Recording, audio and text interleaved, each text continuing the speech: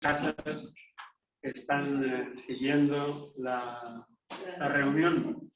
Pues hace ya mucho que no nos vemos, pero eso no quiere decir que estemos ausentes los unos de los otros, porque la presencia en el espíritu hace que podamos siempre continuar formando la misma comunidad, el mismo grupo, las mismas ilusiones, los mismos deseos, aunque físicamente no podamos encontrarnos, abrazarnos, pero hay abrazos interiores que son más fuertes que los abrazos puramente materiales. Pensando un poco que poder reflexionar en esta mañana,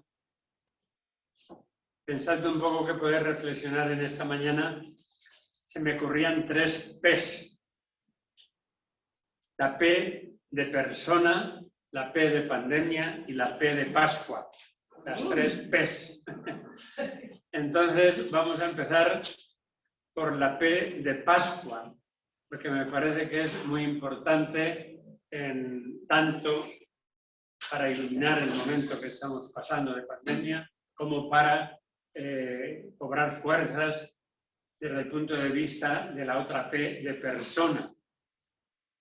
Yo parto de un hecho, y es muy frecuente, que los acontecimientos religiosos, como es la Pascua, siempre sufren 2 amenazas: dejarlos distantes,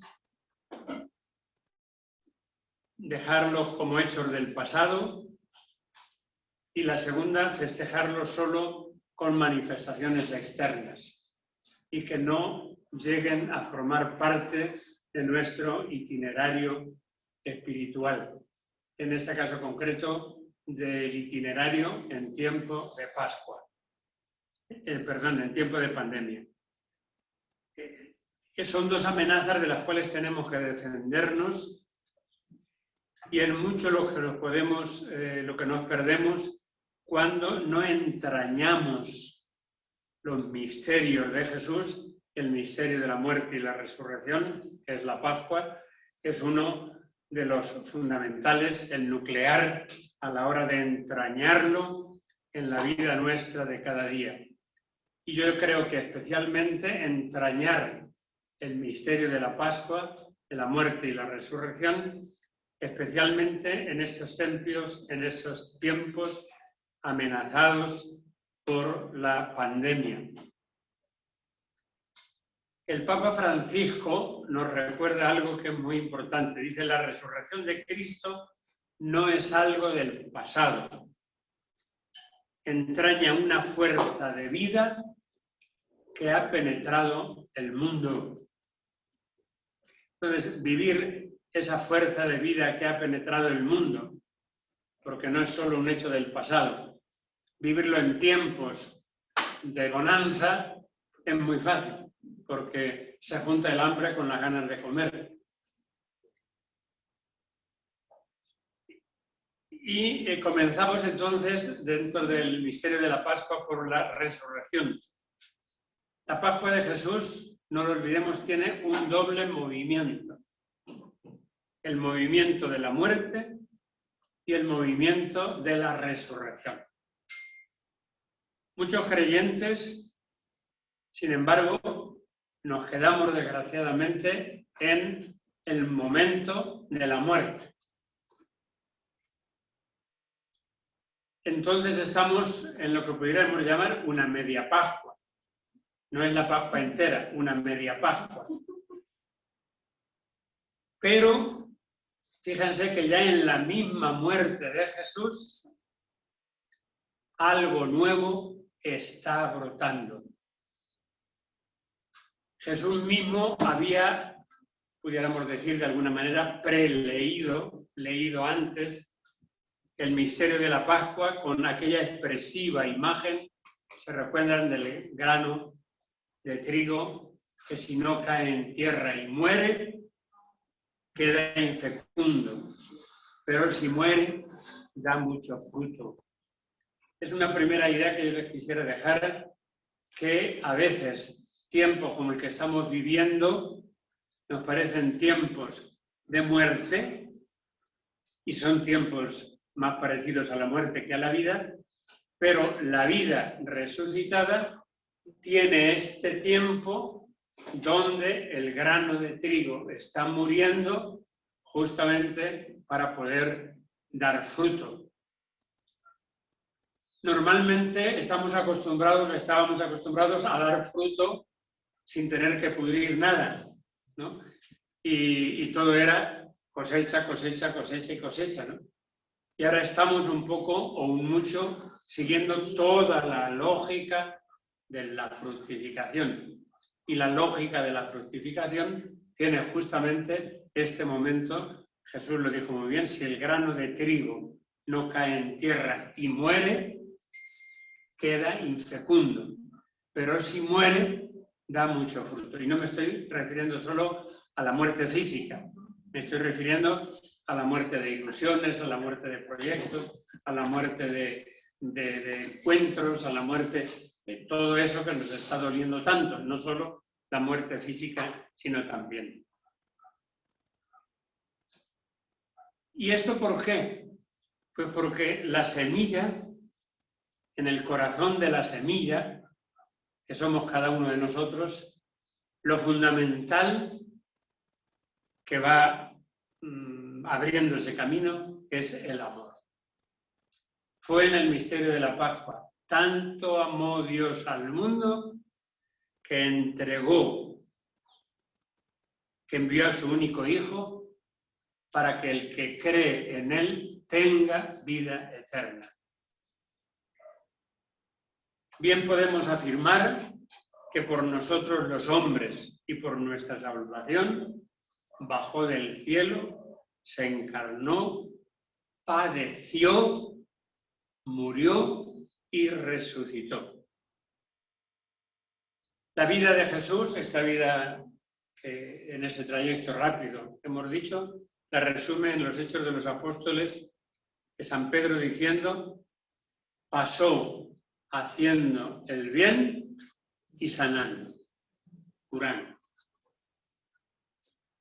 Y la dinámica de su entrega, de ese pasar haciendo el bien y sanando, San Juan la describe con la fuerza del amor. Habiendo amado a los suyos que estaban en el mundo, los amó hasta el extremo. Amor de Dios, amor de Jesús, amor del creyente, y entonces la vida se nos convierte en una especie de torrentada de amor y por lo tanto de esperanza.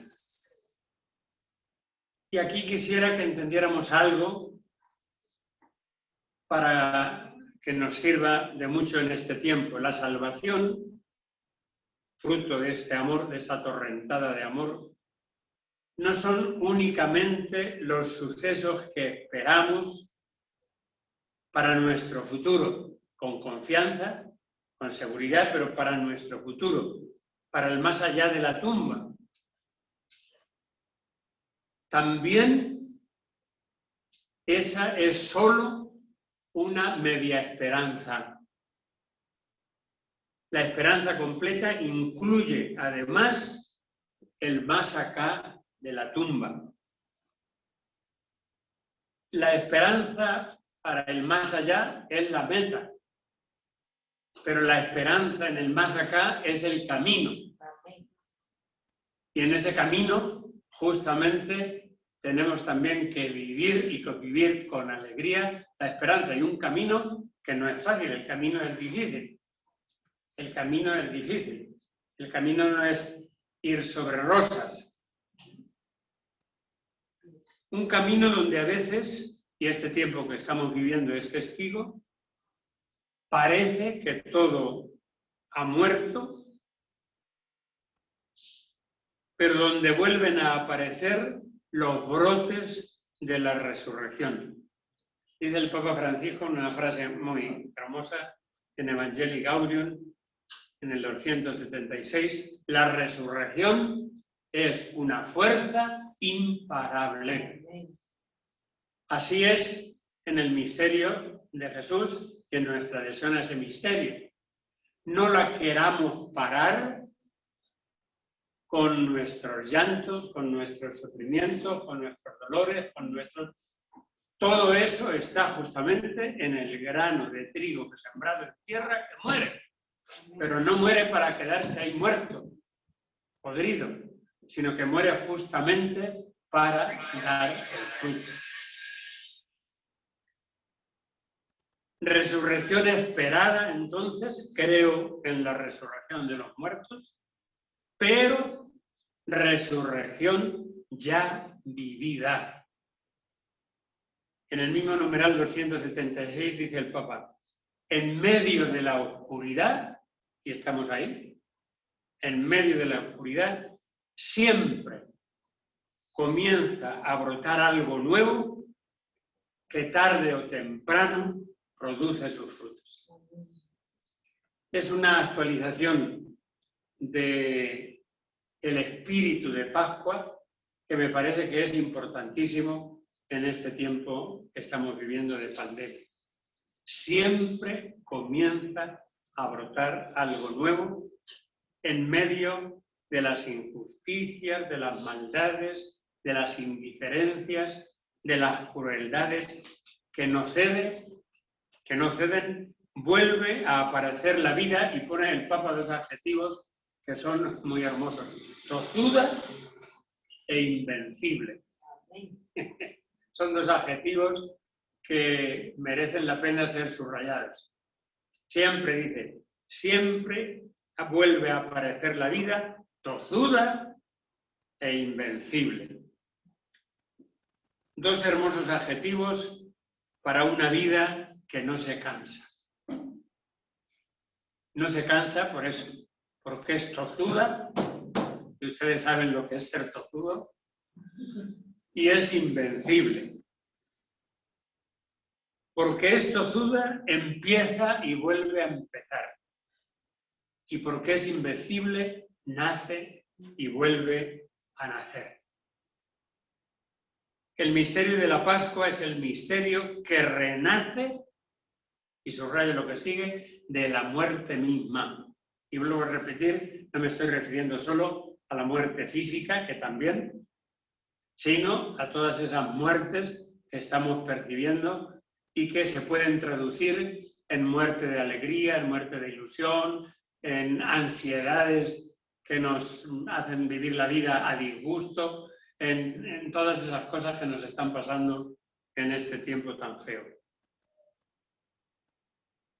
Ese seguro nacimiento de una vida tozuda e invencible le hace decir a San Pablo en 1 Corintios 15:55, de un modo incluso desafiante: ¿dónde está muerte tu victoria? ¿Dónde está muerte tu aguijón? Entonces, rodeados casi por todas partes en este tiempo que estamos viviendo, rodeados de muerte, se nos pide decirle también a esa muerte que nos rodea, ¿dónde está muerte tu victoria? Pensando y viviendo en una vida tozuda e invencible. Se nos pide apostar por la vida. Y dice también el Papa en ese mismo numeral, no se lo pierdan, el 276 de Evangelii Gaudium. El bien siempre tiende a rebrotar y a difundirse. El rebrote. El otro día me dio una amiga que algunas conocen, Luisa Cuadrado, me dio unas raíces de la flor cubana y tenía unos rebrotitos, y con la esperanza de los rebrotitos pues la sembré, la planté, porque el bien siempre tiende a rebrotar, y no solamente a rebrotar, sino a difundirse.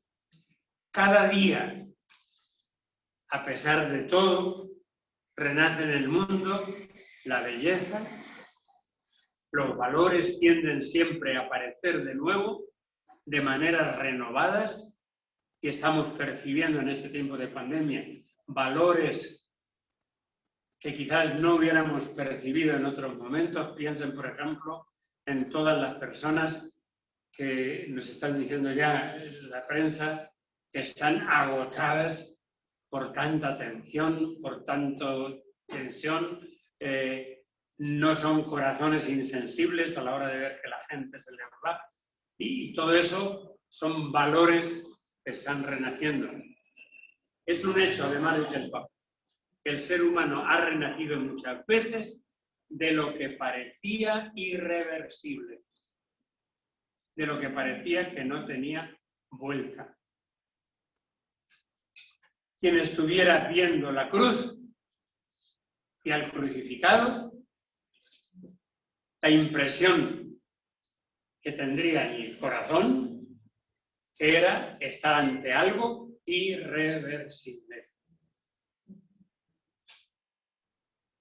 Nosotros lo vemos muy bien porque ya tenemos el anuncio y la vivencia de la resurrección, pero imagínense 3 días antes de la resurrección estar en el Calvario viendo la muerte de Jesús, si en el corazón no estaría fuertemente y dando duro la irreversibilidad. Hemos llegado a donde íbamos. Los discípulos de Maús. Los discípulos de Maús se quedaron ahí, y cuando nosotros esperábamos, pero ya ves. Entonces, ¿quién hubiera dicho que allí, en el Calvario, se estaba gestando la resurrección? Por eso es un hecho que el ser humano ha renacido muchas veces de lo que parecía irreversible. Y mi pregunta, que me la hago a mí, se la comparto para que nos la hagamos: ¿estaremos en uno de esos casos? Las noticias se complican, nos parece irreversible, no podemos bajar la guardia. Me dice Blanca que estaban con el célebre refrán que tantas veces hemos dicho: a Dios rogando y con el mazo dando. Pero no estaremos ante uno de esos casos que parecen irreversibles. Es un hecho, el ser humano ha nacido muchas veces de lo que parecía irreversible, con el mazo dando también.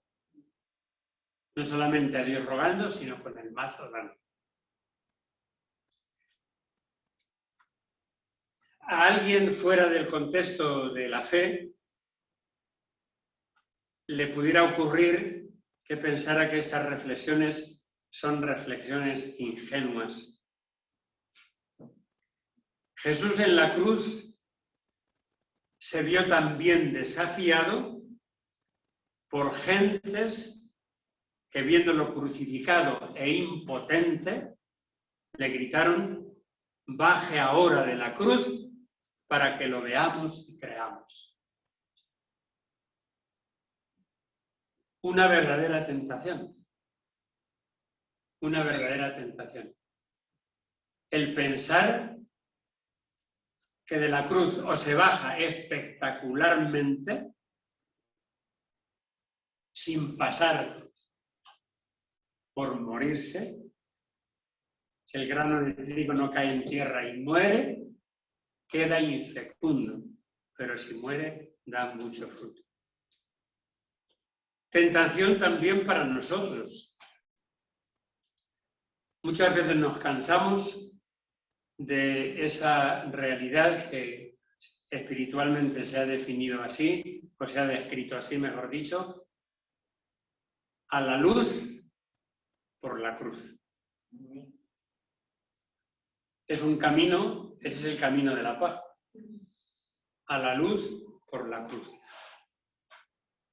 Preferimos muchas veces el espectáculo de las luces de artificio, que son bonitas, ¿no? Imagínense la noche de Navidad, la noche de Año Nuevo, que son bonitas, pero fugaces. hoy son y al rato están en el suelo. Preferimos a veces las luces de artificio a la luz de la candela que ha aprendido a guardar ese pábilo, eso último, a veces vacilante, en medio de una cera trabajada para el tiempo y para la eternidad, y que es símbolo de la luz que no tendrá ocaso, como cantamos en el pregón de la Vigilia Pascual. Con espíritu de Pascua, y antes de leerles luego una especie de consejos para el momento, con espíritu de Pascua, les invito como personas, Pascua, pandemia y personas, hasta el PES, les invito a una profesión de fe con palabras del Papa Francisco. Creamos al Evangelio que dice que el reino de Dios ya está presente en el mundo, como una pequeña semilla, como un puñado de levadura, como buena semilla en medio de la cizaña. El Evangelio siempre va a sorprendernos. Porque estamos ante lo pequeño, incluso ante lo pequeño, y yo diría ahora mucho ante mucha cizaña. Lo que estamos viviendo es malo. Nadie puede decir que esto que estamos viviendo es bueno, porque estamos viviendo es malo. Creamos que el Evangelio puede florecer de nuevo. Es verdad. Son muchos los gérmenes de muerte. Nos duelen, nos ahogan, nos confunden, nos cansan. Pero es ahí donde surge nuestra apuesta por la luz. En el numeral 278 de Evangelii Gaudium, por todas partes, la resurrección de Cristo provoca gérmenes de mundo nuevo. Hay quienes se dedican a cortarlos y la pandemia es una de esas que se dedica a cortarlos. Pero tenazmente vuelven a surgir, porque la resurrección del Señor ya ha penetrado en la trama oculta de la historia y porque Jesús no ha resucitado en vano. Lo tienen en el numeral 278. Jesús resucitado inició la marcha de una esperanza viva. En este sentido, no somos espectadores de un héroe solitario que recibió de Dios la recompensa de la resurrección. Me recuerdo a mí mismo y les recuerdo a ustedes, las que están aquí presentes, y a todas las que están siguiendo por las tecnologías, les recuerdo, por el bautismo fuimos sepultados en la muerte, para que así como Cristo resucitó de la muerte por la acción gloriosa del Padre, también nosotros llevemos una vida nueva. Si hemos sido injertados en Cristo, compartiendo una muerte como la suya, compartiremos también una resurrección como la suya. Romanos 6, 4, 5.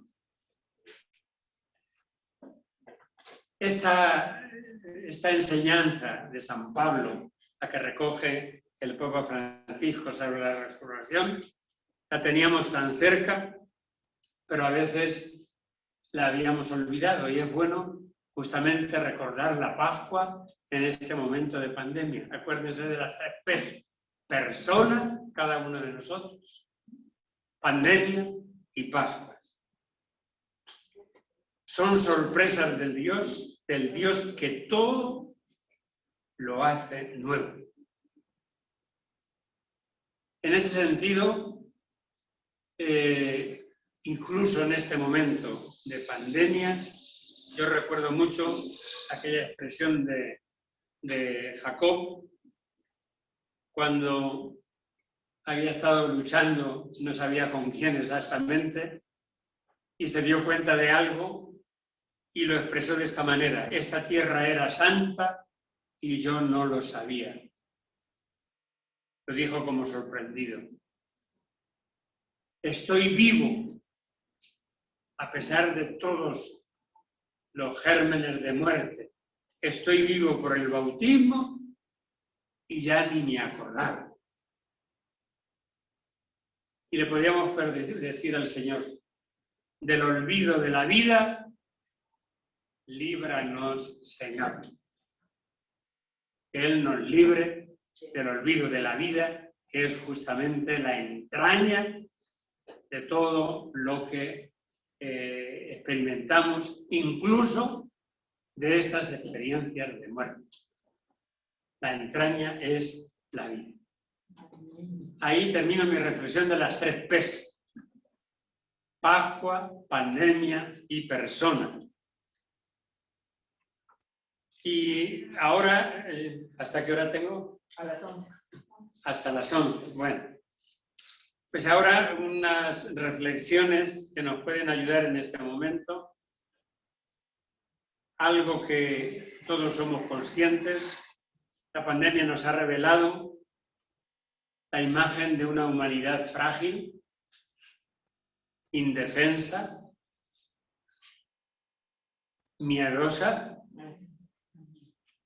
y limitada. En este sentido, estamos pasando un momento duro, difícil, pero incluso para quien tenga 2 dedos de frente, los oídos un poco abiertos y los ojos no cerrados, es una cura de humildad. Y no solamente de humildad personal, sino de humildad cultural y de humildad a escala mundial. Es una cura de humildad. Estamos muy lejos de la concepción que teníamos de una humanidad poderosa, triunfadora e irreductible. Justamente este sentimiento de agobio, de ansia y de temor,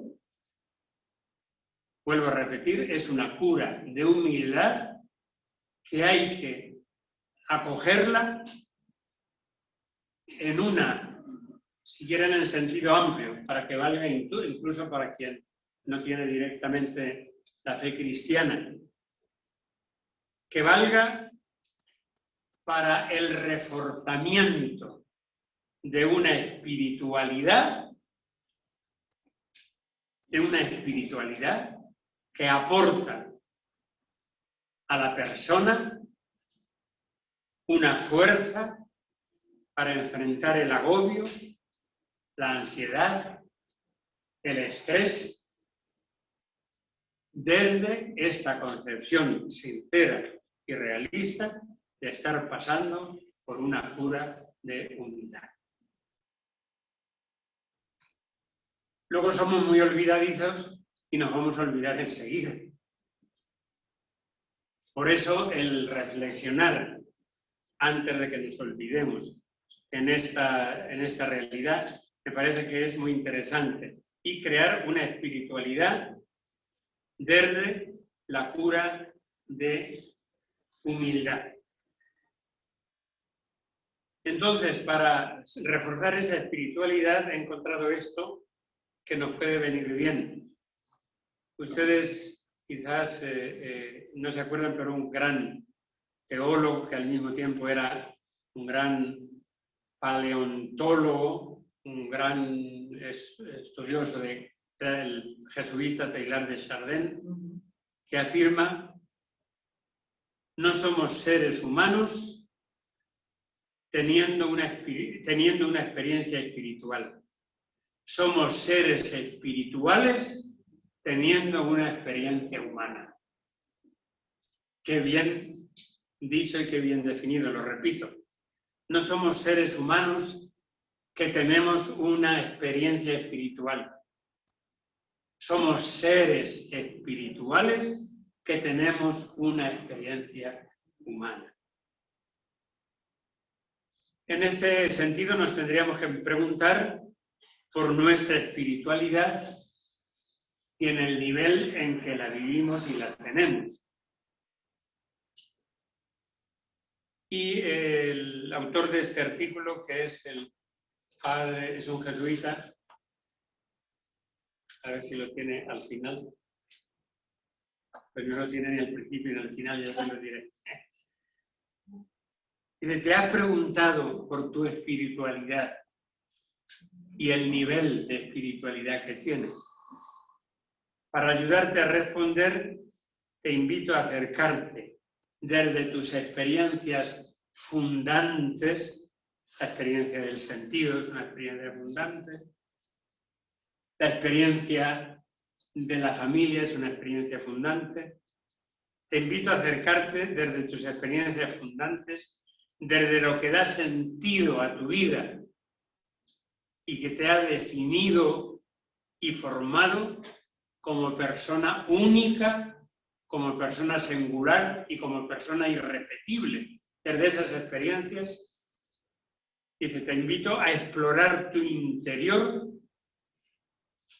guiado por unas propuestas que respondiéndolas te pueden ayudar a definir cuál y cómo es tu espiritualidad.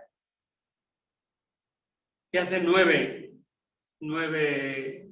unas son preguntas, otras son afirmaciones que son muy interesantes. En primer lugar, reconocer las propias emociones y los sentimientos que predominan en nosotros cada día. ¿Cuáles son?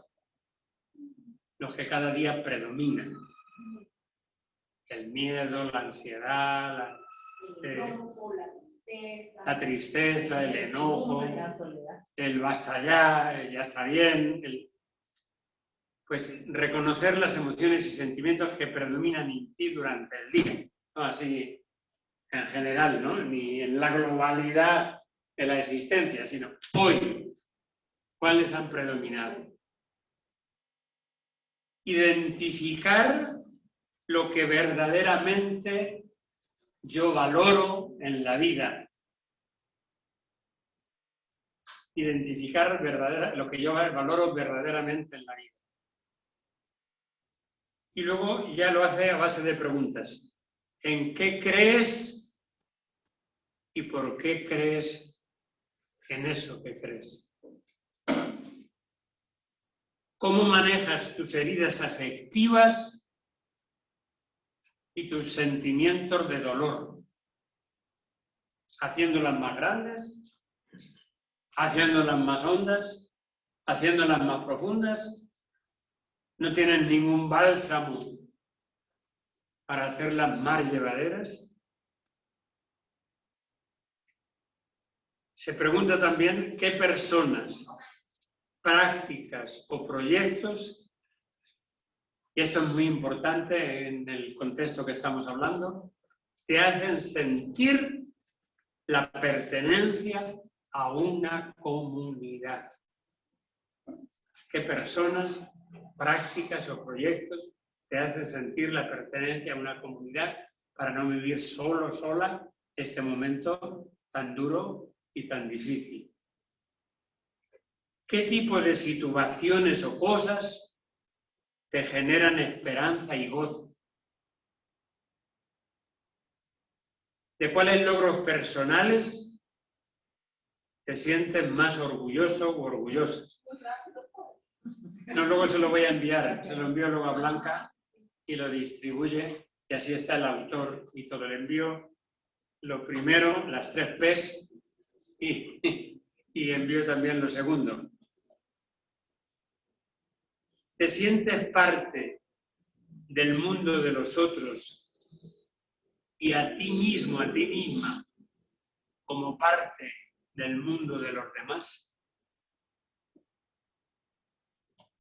¿Cómo te sientes religada o religado a los demás, al mundo y quizás a algo mayor, a todo lo que percibo a través de mis sentidos?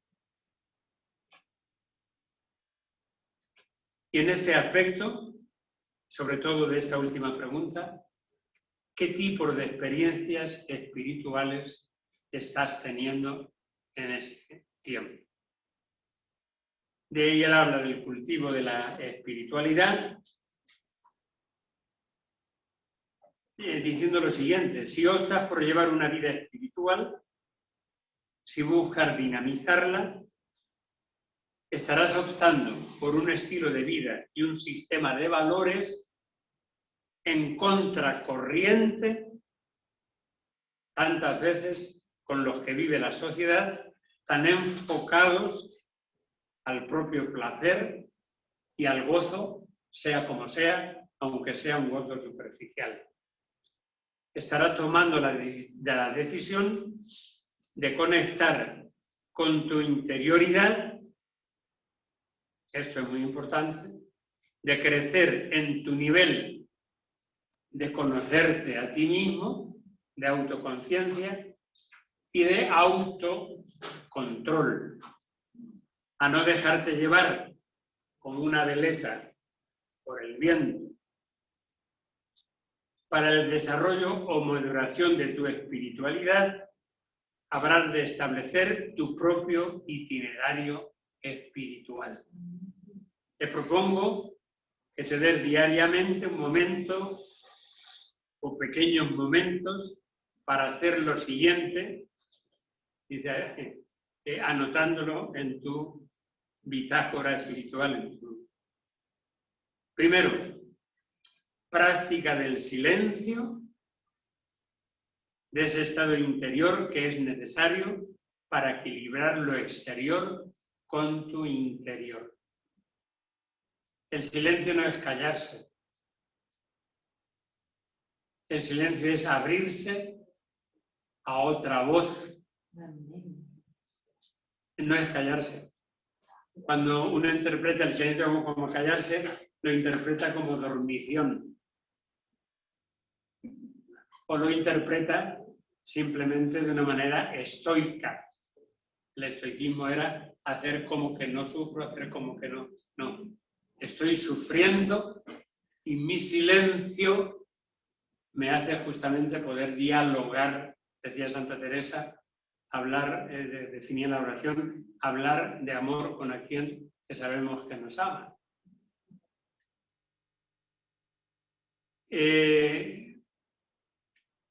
Práctica del silencio, de ese estado interior necesario para equilibrar lo exterior con lo interior. Alguien ha dicho que es la mejor dieta espiritual.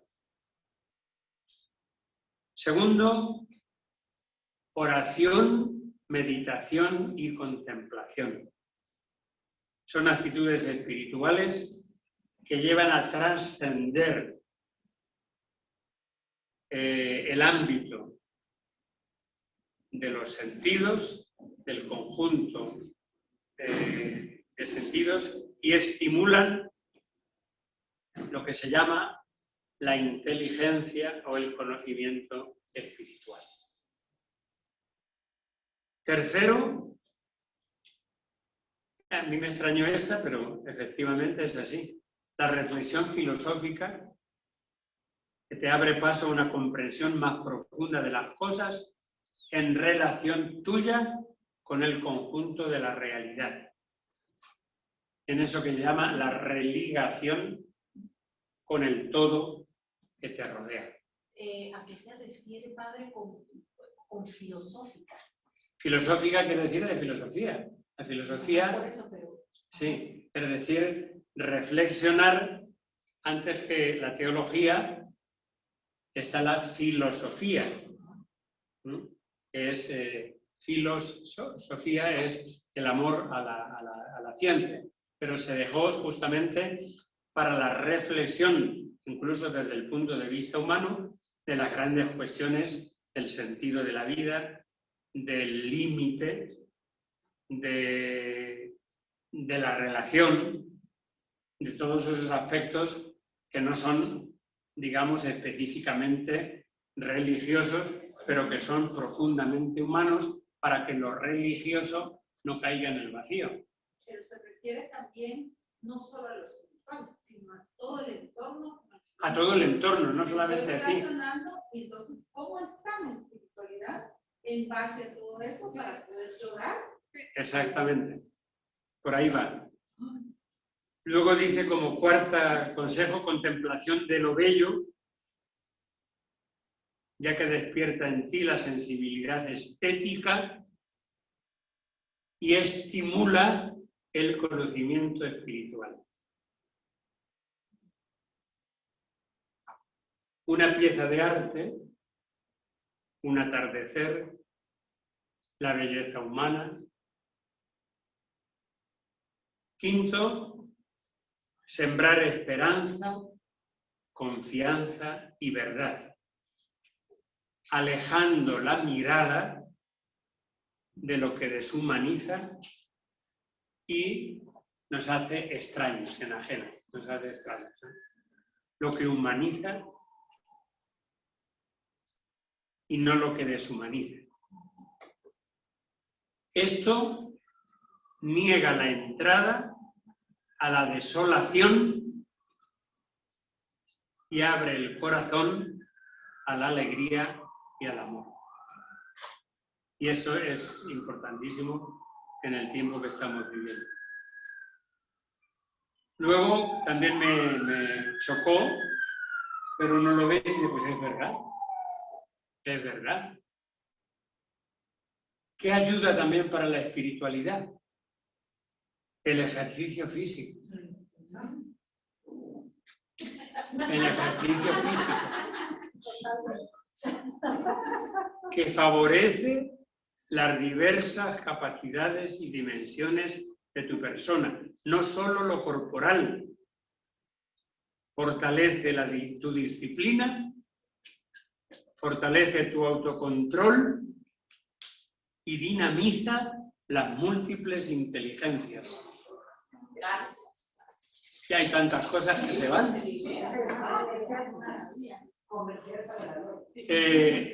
Yo digo mi experiencia personal, estoy en unos días que me tengo que levantar temprano porque los muchachos se van, quedan todavía un remanente, el resto de Israel, un remanente de 8 porque los otros ya terminaron, gracias a Dios de 14, 9 han encontrado trabajo formal en este tiempo, pero con esto me tengo que levantar temprano y luego ya una vez que les tengo que preparar, meterle en su hermético la comida que se tienen que llevar, porque a esas horas nadie hay despierto en la casa, y entonces ya no me da tiempo a hacer todas mis 10.000 pasos, ¿no?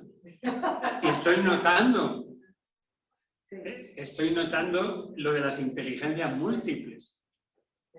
Entonces, después que preparando, les agradezco porque caí en la cuenta de que me está faltando eso. Y efectivamente, dinamiza las múltiples inteligencias. Entonces, hay que hacer ejercicio físico. Séptimo, experimentar la fragilidad. No evadir el encuentro con situaciones límite, con el dolor y la fragilidad propia y de los otros. Según Francesc Torralba, ser maduro consiste en ser consciente de la propia fragilidad, en tener lucidez respecto a lo que uno es. Y él es el autor del libro Inteligencia Espiritual. Y va por aquí.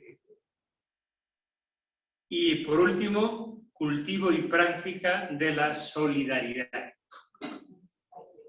Anunciar la esperanza a los pobres y marginados, vendar los corazones rotos, está transcribiendo un texto del profeta Isaías 61, trabajar por la justicia, consolar a los que lloran, alimentar al hambriento, dar de beber al sediento, levantar a los de espíritu abatido.